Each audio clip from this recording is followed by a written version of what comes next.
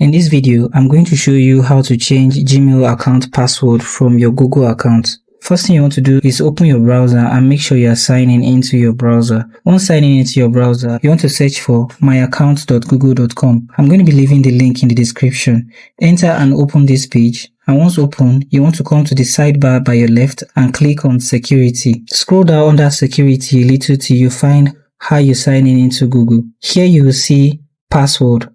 Click on password and this will load the password reset page. The instruction here is to enter a password that is at least 8 characters. Enter your new password and then click on change password. Now if you're signing in other devices, your changing password would not log you out of those devices. Click on change password and your password will be changed. Thank you for watching this video on how to change Gmail account password from your Google account, and I hope you found this video helpful.